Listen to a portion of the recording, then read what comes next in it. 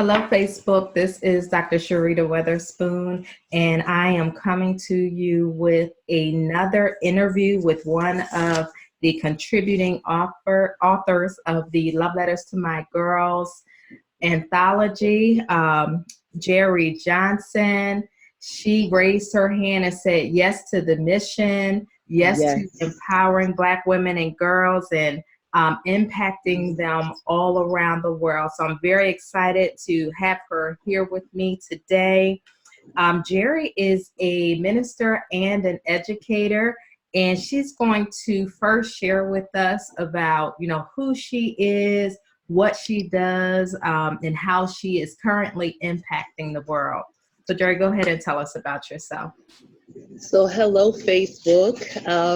I'm just delighted to be a part of this because over 20 years of my life has been dedicated to educating children from the United States and abroad. I've had the privilege of being able to serve in Kenya as well as in South Africa and bringing in messages of hope, um, messages of clarity, and just female empowerment. That's a part of what I do every single day. By nature, it's just who I am. Being amongst the eldest of all of my siblings, the eldest female, anyhow, um, I just have a natural habit for reaching back and reaching into at the same time. So that's primarily what I do. But in addition to that call and mark upon my life as an educator, I also am very committed to the faith community. Um, and and you just can't, I don't separate the two. I believe whether I'm in the private sector or public sector, all of it is considered ministry to me, but I've had the privilege of being educated as a minister as well, and have been, for lack of better terms, gone through the ranking of ordination. So that process is just compounded who I am as a person. So it just holds me accountable for living a lifestyle of morality and of faith. And so it's just kind of when I saw your initial call for women who desire to reach out. I love the way you put it. You said, give back, help out, and push up. That's who I am in a nutshell.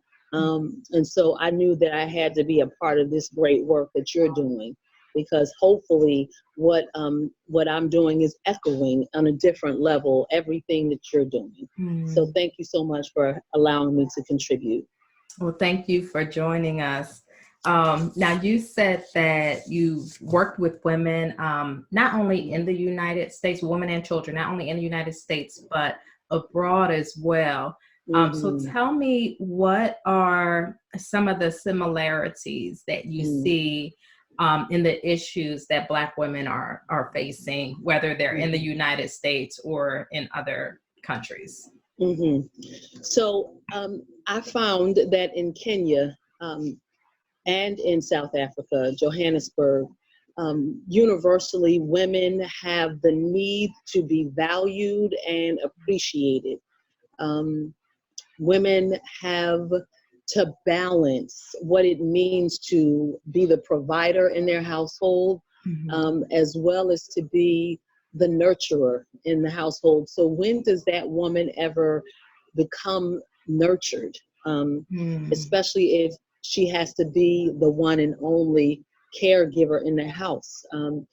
So I think that across the board, wherever I have gone, that seems to be a universal need and a universal issue for women and for girls. And so, as a woman or as women, we do have a responsibility to teach our children, teach our daughters a new way to accept their empowerment. To, while you're taking care of others, that's a strong quality to have, but don't neglect yourself in the process. And so universally, I think that as an educator, that is an area where I'm most passionate about, whether I'm here in the States or whether I'm on the continent of Africa. I want to make sure that I leave that kind of a deposit to say, listen, you must know your worth, Mm-hmm. and you must know what you bring to the table. And when you know what your worth is and you know what you bring to the table, you can be very clear about who to walk away from Mm-hmm. and what to walk away from. Right. So, yeah. Yes. So there are two things in there that I want to point out. You asked the question, when does she become nurtured? When is she Yeah. able to be nurtured? And I think that that's one of the things that we are desiring to address with this book. Hmm. While, we may not be sitting in a room face to face with these women, that this book and these love letters provide a way to nurture women Hmm. and girls and remind them of their value and help them, Hmm. identify their worth in their current situation, that it's not, Yes. that you have to get to a certain level or have accomplished certain things to Hmm. be worthy or worthwhile. Yes. That Yes. you are that now, in Yes. whatever state that you're in, you are already valuable. So I Hmm. think that was a really powerful question to ask. When does the woman, and when does the Black woman in particular, Yeah. when is she nurtured, and who nurtures her? Um, Hmm. and I think that the answer is, it's other Black women. Yes. Because obviously Exactly. no one else is doing it, and no one else is going to Yes. do it, right? Yes. So it's going to be other Black women. So yes, that ties directly into what we're trying to accomplish with the book. And then you mentioned about knowing your worth, and when you have that clarity, you know who and what to walk away from. And Yep. I think that is so powerful, Yeah.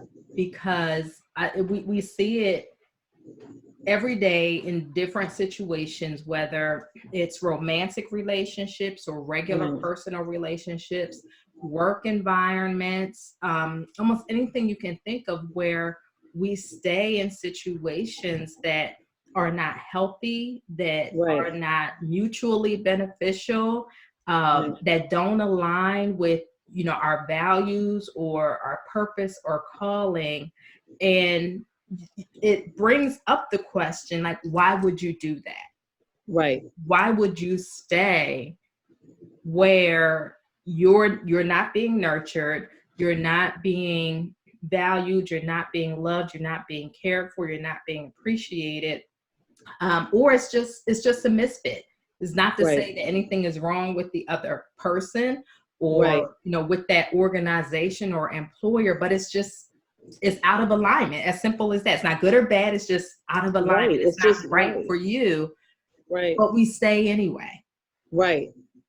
And it I does think come the back to lack of clarity right. Exactly. and not knowing your value.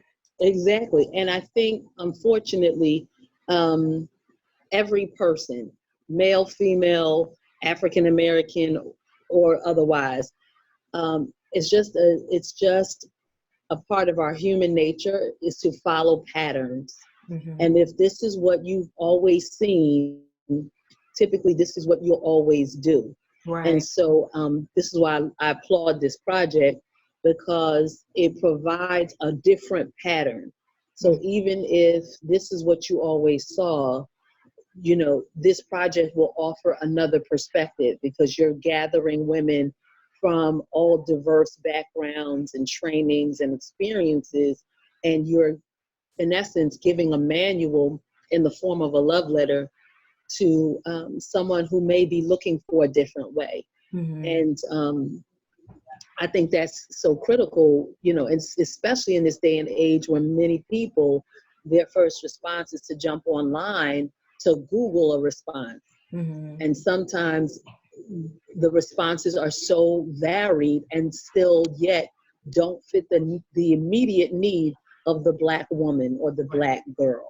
Right. And so, principally from a biblical standpoint, there is what I would call a Titus 2 model. And you mentioned that the, the Titus 2 model is the older women teach the younger. Mm-hmm. And I think that how else will anyone gain clarity unless somebody who has already been through that Right. provides an example of how they came out? Right. Good stuff. Good stuff. Now, we talked about worth and value and clarity, but that's not actually what you're writing about in the book. Right. So, what is your letter about? So I'm going to be looking at vulnerability, Mm-hmm. right? And in moments of vulnerability, there's so much shame associated with being vulnerable. But at the same time, if you have clarity, you can accept a vulnerable moment as an opportunity to do something different the next time. Mm-hmm. And it doesn't mean that you'll enter into that circumstance without pain or without exposure. Mm-hmm. But when you have clarity, when you know your worth, you're just okay with whatever that vulnerable situation is, Mm-hmm. knowing that somehow this manifested issue is going to ultimately work for my good. Mm-hmm. And so I was glad and happy to write on the topic because vulnerabilities come as a result of mistakes, missteps, some things you can control, and some things you can't control. Mm-hmm. And so, how do you manage your reaction, your response to those mistakes, those missteps, those disappointments? And I Mm-hmm. call them scars. Mm-hmm. And the reason why I call them scars is because scars become visible reminders, right? That some form of trauma or something happened in a particular space, and this is what's left behind. Mm-hmm. But in time, when the wound heals and the scar becomes a scale, Mm-hmm. eventually the scale will fall off. Mm-hmm. And so I mean, so when I'm looking at vulnerability, I'm hoping that the readers will see it's okay to be vulnerable and it's okay to experience whatever your journey without shame. Mm-hmm. Okay. So that is really powerful. So I think there are a couple of people writing on vulnerability, and what I like is that everyone is approaching their topics from different perspectives. Mm-hmm. So that wasn't even in my mind when I came up with the topic Mm-hmm. of be vulnerable.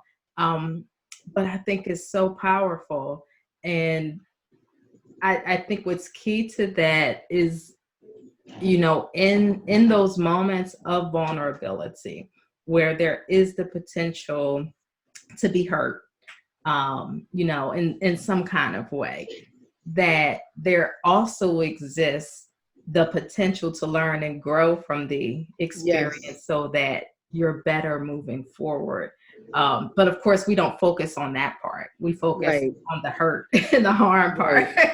Right. But, it's all a process of change and growth. Right. And change and growth doesn't happen without discomfort, without a feeling of dis-ease where I don't know what's happening. I don't know how this is going to end up, or what direction it's really going in. um, but if we trust the process, and let the process do the work that it needs to do within us, um, not necessarily on us. So we know that situations can be hurtful in multiple ways, um, but we don't have to let that hurt now define who we are and how we move forward. But we pull the lessons from Yeah. that, you know, Yeah. which is the process doing its work within us. Yeah. I think that's really, really, really powerful. Mm-hmm. So, thank you for just seeing that topic from a different perspective, because I think that's going to add something to, the conversation, and, just add more value to the book, and Hmm. allowing, our girls and our women, to see it from a different perspective. Yes. So that's actually part of the reason why I didn't write the book myself. Uh-huh. Uh-huh. I could have written 100 love letters, be 100 pages, right? But Hmm. it would Hmm. all be from my perspective based on my experience. The things that maybe I wish someone had told me. And yes, that's valuable, but I'm not relatable to everyone, and my words aren't going to touch everyone. So bringing these, 100 plus women together allows us to actually touch more people in an impactful way, because the woman who resonates with your message may not resonate for mine, even Right. though they're really the same. They could be the same message. Right. Exactly. Exactly. But the messenger does make a difference. The messenger makes a difference. Um, so yeah, so thank you for that. Um, so share with the viewers, just some encouraging words. There may be, men and women watching this video, so it doesn't have to necessarily be geared towards women, but just share some encouraging words that we can leave our viewers with. Hmm. Um, the one thing that I heard recently, Michelle Obama actually said in an interview, and she said, if you are not pushing the needle forward, then you are just being selfish. And Mm, so, my encouragement to any reader is that in whatever state you're in, um, taking care of yourself is so important so that you are strong enough to push the needle forward, mm-hmm, so that you are not just taking care of yourself, but you're considering those who are watching you, because somebody's looking at you to see how you come through whatever it is that you're going through. And so, my word to anyone is, you offer value in whatever state you're in, whether positive or negative. mm-hmm, Your value will be dictated by the fruit that you bear. mm-hmm, And so, if you can be comfortable with the fact that you were created to bear fruit in this earth, then what I love what you said. Whatever you're going through, you can trust the process. That every seed that's planted in the ground, if it is taken care of, it will produce fruit, mm-hmm. because that's just what seeds do. Right, right. So the same thing is true for us, with self-care, with nurture, with love, with hope, with faith.